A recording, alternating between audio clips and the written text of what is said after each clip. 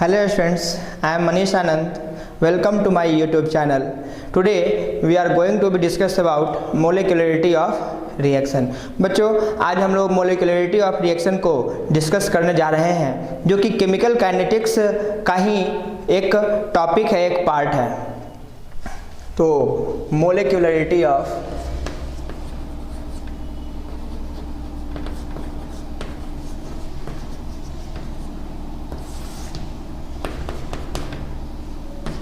तो मैटर है बच्चों की मोलिकुलरिटी ऑफ रिएक्शन है क्या। तो मोलिकुलरिटी ऑफ रिएक्शन ये काफ़ी आसान सा टर्म है बच्चों, ठीक है। आपको कोई गिवन बैलेंस्ड केमिकल इक्वेशन दिया हुआ है और गिवन बैलेंस्ड केमिकल इक्वेशन में आप देखिए कि कितने नंबर ऑफ रिएक्टेंट सब्सटेंसेस हैं। जितने नंबर ऑफ रिएक्टेंट सब्सटेंसेस होंगे वही उस रिएक्शन का क्या हो जाएगा, order of molecularity of reaction हो जाएगा। तो हम लोग कह सकते हैं कि the total number of reactant substances which is participated in a chemical reaction is called molecularity of reaction. ध्यान रहे बच्चों कि मोलिकुलरिटी जो है हमारा एक थ्योरेटिकल टर्म है और इसको किसी भी एक्सपेरिमेंटल डाटा की आवश्यकता नहीं है इसे कैलकुलेट करने के लिए। और ये जो होगा वो हमेशा एक होल नंबर होगा, एक हमेशा पॉजिटिव वैल्यू होगी। कभी इसका वैल्यू जीरो नहीं हो सकता है, कभी निगेटिव नहीं हो सकता है और कभी फ्रैक्शन नहीं हो सकता है। अगर जीरो हो जाए, अगर किसी भी सब्सटेंस का मोलिकुलरिटी जीरो हो जाए, इसका मतलब क्या है। तो बच्चों अगर हम डिफिनेशन क्या कहें कि the total number of reactant substances present in a chemical reaction is called molecularity of reaction. अगर मोलिकुलरिटी जीरो हो जाए मतलब क्या कि कोई सब्सटेंस जो है रिएक्शन में क्या कर रहा है, पार्टिसिपेट कर ही नहीं रहा है। तो जब रिएक्शन में कोई सब्सटेंस पार्टिसिपेट नहीं कर रहा है तो रिएक्शन कैसे होगा, ठीक है। अगर कोई फ्रैक्शन वैल्यू है, मोलिकुलरिटी का कोई फ्रैक्शन वैल्यू है तो क्या मतलब है इसका। तो कभी बच्चों ऐसा संभव है कि रिएक्टेंट सब्सटेंस कभी आधा हो सकता है क्या। तो कभी it never be a fraction value. तो मतलब है कि कभी 1.5 रिएक्टेंट सब्सटेंसेस जो है वो रिएक्शन में पार्टिसिपेट नहीं कर सकता, कभी पार्टिसिपेट नहीं कर सकता है। कभी आधा रिएक्टेंट सब्सटेंस जो है रिएक्शन में पार्टिसिपेट नहीं कर सकता है। तो ये जो होगा वो हमेशा एक पॉजिटिव वैल्यू होगा, एक हमेशा होल नंबर होगा। तो हम लोग इसका डेफिनेशन को लिख सकते हैं कि the total number of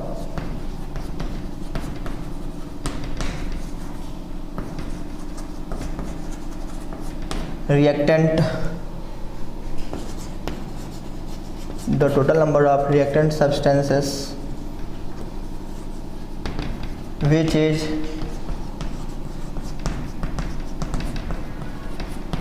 participated in a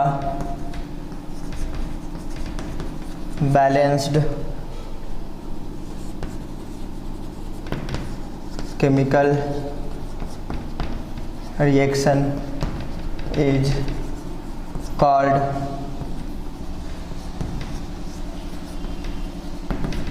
molecularity of reaction।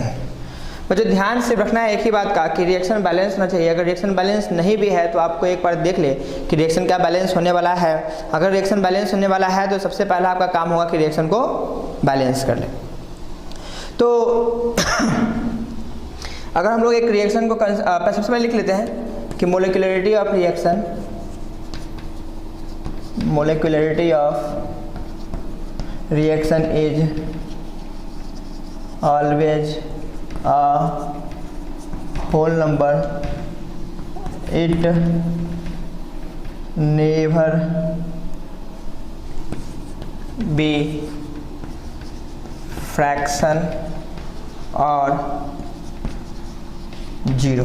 कभी ये फ्रैक्शन वैल्यू नहीं हो सकता है और कभी भी ये जीरो इसकी वैल्यू नहीं हो सकती है। अगर हम रिएक्शन को कंसिडर करें H2 + I2 और HI, तो सबसे पहला काम है रिएक्शन को क्या करना, हमारा बैलेंस करना। तो total number of reactant substances, हमें जो है प्रोडक्ट से कोई मतलब नहीं है बच्चों। तो कितना रिएक्टेंट सब्सटेंस है हमारा, एक है H2 और एक क्या है I2। तो मोलिकुलरिटी क्या हो जाएगी इसकी, मोलिकुलरिटी कितनी हो जाएगा बच्चों, 2 हो जाएगी इसकी, ठीक है। बस रिएक्शन को देखना है। इसके लिए रेट लॉ इक्वेशन को भी आपको कहीं कुछ लिखने की आवश्यकता नहीं है। बस रिएक्शन को देखना है, उसका कोएफिशिएंट देखना है, कोएफिशिएंट को सम कर देना है। फाइनली आपका क्या हो जाएगा, मोलिकुलरिटी ऑफ रिएक्शन जो है वो फाइंड आउट हो जाएगा। एक और रिएक्शन अगर लिखे हम लोग SO2 plus O2 arrow SO3, तो आप यहाँ पर 2 से मल्टीप्लाई कर दीजिए और यहाँ पर 2 से मल्टीप्लाई कर दीजिएगा, तो आपका रिएक्शन क्या हो जाएगा, बैलेंस हो जाएगा। नाउ मोलिकुलरिटी जो होगा वो कितना हो जाएगा बच्चों, 2 और प्लस 1 क्या हो जाएगा, 3 हो जाएगा। तो अब आप कहेंगे कि सर ये तो ऑर्डर ऑफ रिएक्शन जैसा ही है, कुछ इसमें चेंज तो हमको दिख नहीं रहा है। तो for an elementary reaction order of reaction and molecularity of reaction will be equal. मतलब अगर कोई एलिमेंट्री रिएक्शन है बच्चों तो उसके लिए ऑर्डर ऑफ रिएक्शन और मोलिकुलरिटी ऑफ रिएक्शन जो होगा वो हमेशा एक जैसा होगा, वो समान वैल्यू होगा।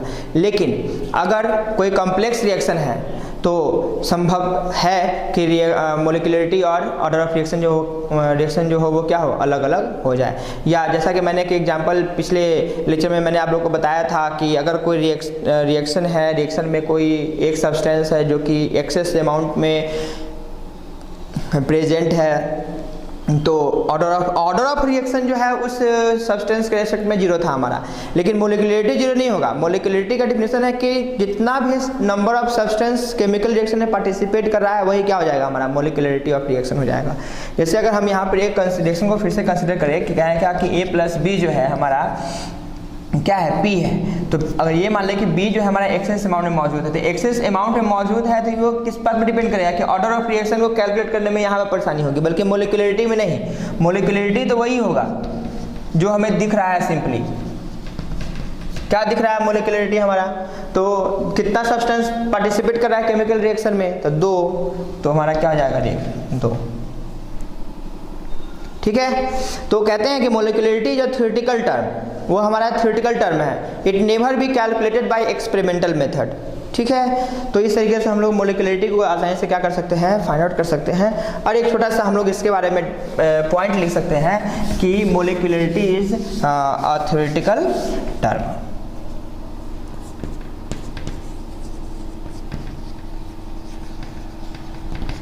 मोलिकुलरिटी इज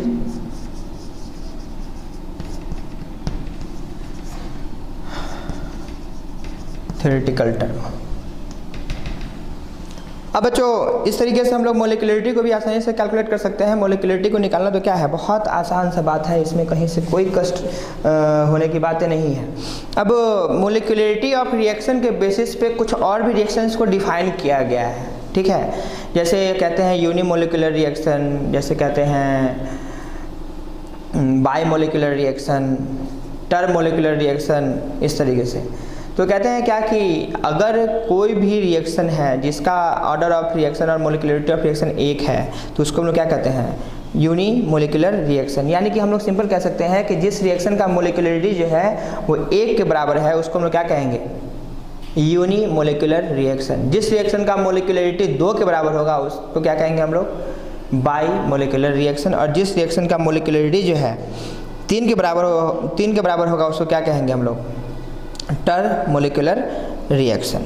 तो इस तरीके से हम लोग अलग अलग मोलिकुलरिटी के बेसिस पे जो है हम लोग क्या कर सकते हैं, रिएक्शन को भी डिफाइन कर सकते हैं। ठीक है,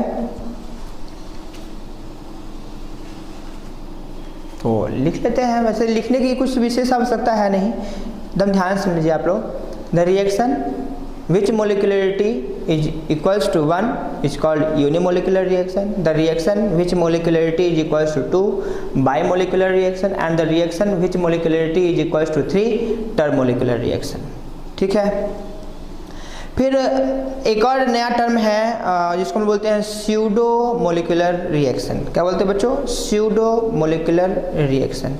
अब इसका मतलब क्या है, इसका मतलब कैसे हम लोग समझ पाएंगे कि हाँ स्यूडो मोलिकुलर रिएक्शन है।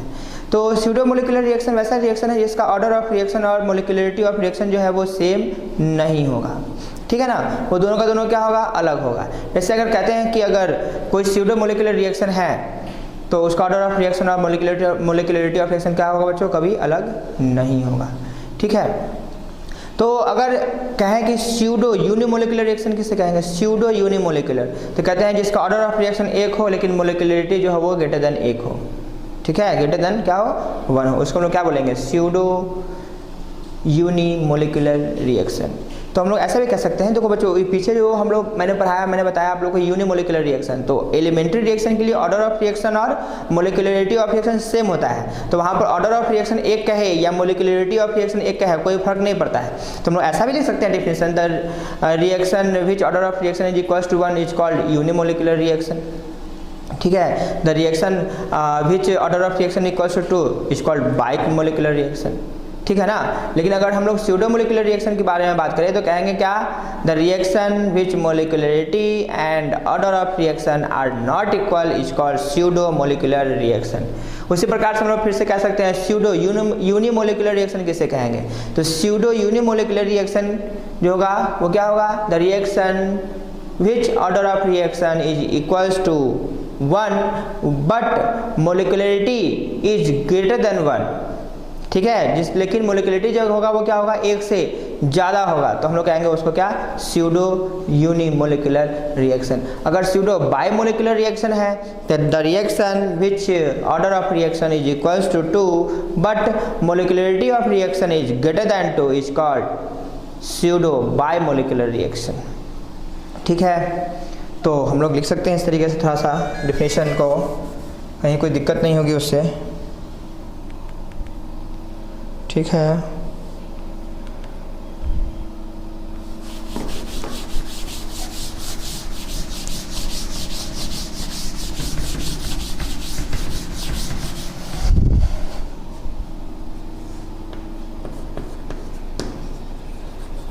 स्यूडो मोलिकुलर रिएक्शन, मुझे क्या लिखेंगे डिफिनेशन इसका, the reaction which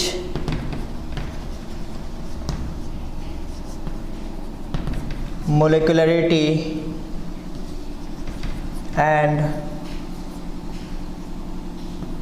order of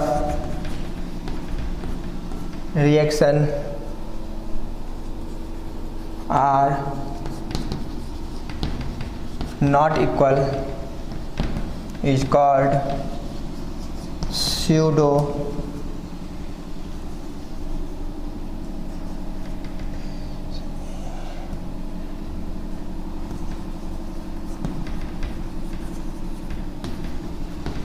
molecular reaction. ठीक है, और स्यूडो यूनिमोलिकुलर रिएक्शन के बारे में बात करेंगे तो क्या लिखेंगे, हाँ लिखेंगे क्या, the reaction which order of reaction is equals to 1 but molecularity of reaction is greater than 1 is called pseudo unimolecular reaction. जैसे इसका एग्जांपल बताया कि स्यूडो मोलिकुलर रिएक्शन किसे कहेंगे, कैसे एग्जांपल, तो A प्लस बी बच्चों मान लें P product, now we are going to assume the concentration of B is present in excess amount in the chemical reaction। तो ये अगर excess amount में है बच्चों तो order of reaction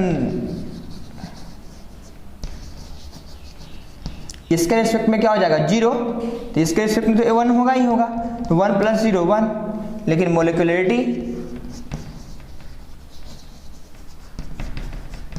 कितना हो जाएगा बच्चों, 2 रिएक्टेंट सब्सटेंस पार्टिसिपेट कर रहे हैं केमिकल रिएक्शन में, तो 2, देखिए order of reaction 1, molecularity greater than 1 है, दोनों सेम नहीं है तो स्यूडो मोलिकुलर रिएक्शन। अगर हम लोग कहेंगे कौन सा स्यूडो मोलिकुलर रिएक्शन, इसको कह सकते हैं स्यूडो यूनिमोलिकुलर रिएक्शन।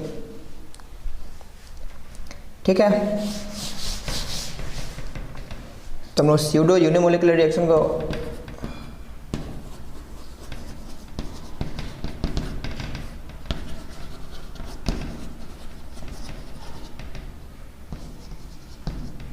रिएक्शन को देख लेते हैं। सिर्फ हम डिफिनेशन को लिख रहे हैं बच्चों, इसमें विशेष क्या बताया जाए, the reaction which order of reaction is equal to 1 but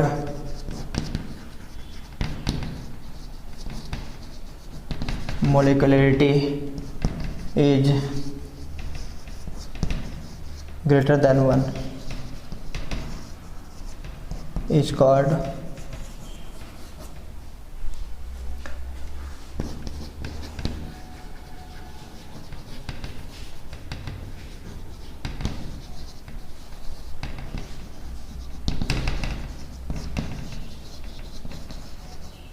pseudo unimolecular reaction.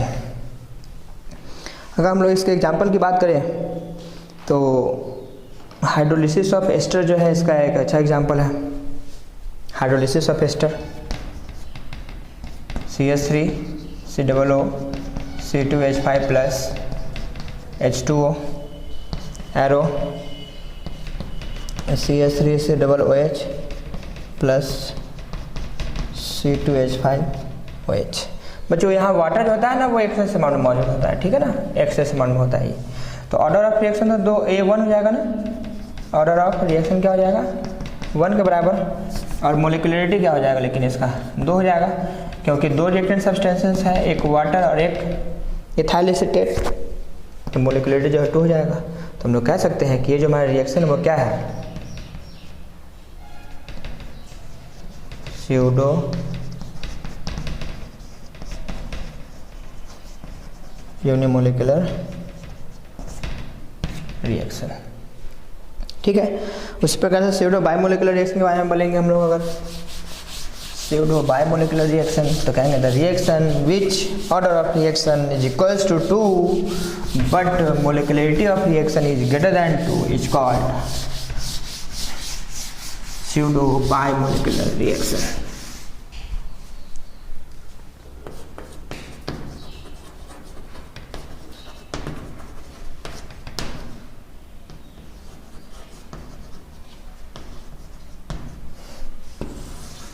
लिख सकते हैं हम लोग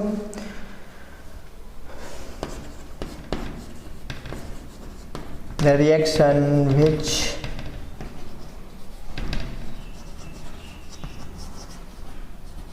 order of reaction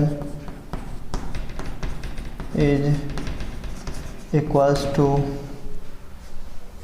2 but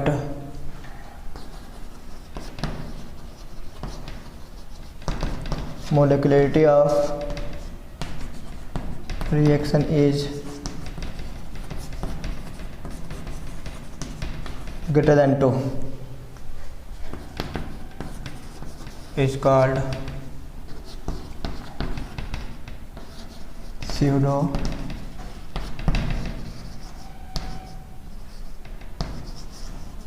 biomolecular reaction. ठीक है बच्चों, इस तरीके से हम लोग मोलिकुलरिटी को भी फाइंड आउट कर सकते हैं, इस तरीके से डिफाइन कर सकते हैं। ठीक है, फिर से वही बात कि कोई 3 रिएक्टेंट मॉलिक्यूल्स होंगे, अगर इसके एग्जांपल्स की बात करें +C2Z, अगर हम लोग एज्यूम कर ले कि C जो हमारा क्या है एक्सेस अमाउंट में है, तो ऑर्डर ऑफ रिएक्शन जो होगा वो इस दोनों के कारण से परसीव, तो इसका कोएफिशिएंट 1 तो पावर पर भी रेज करेगा 1 और 1, तो पावर जो होगा वो 1 + 1 इक्वल्स टू कितने के बराबर बच्चों 2 के बराबर। तो ऑर्डर ऑफ रिएक्शन 2, लेकिन मोलिकुलरिटी जो होगा वो ग्रेटर देन 2 होगा। कैसे? The total number of reactant substances participate in a chemical reaction is called molecularity, so 1 + 1 + 1 equals to 3। ठीक है, इस तरीके से बच्चों हम लोग का मोलिकुलरिटी टर्म भी क्या हो गया, ख़त्म हो गया है। और जैसा कि हम लोग देख पा रहे हैं कि ऑर्डर ऑफ रिएक्शन जो है हमारा क्या है एक्सपेरिमेंटल टर्म है, और हम लोग किस तरीके से हम लोग वहाँ पर से अगर ऑर्डर ऑफ रिएक्शन को कैलकुलेट करना होगा तो निश्चित रूप से जो है हम लोग को एक एक्सपेरिमेंटल डाटा दिया हुआ रहना चाहिए। तो अगले क्लास में हम लोग इसके बारे में चर्चा करने जा रहे हैं। तो बच्चों आज के लिए इतना ही, थैंक यू।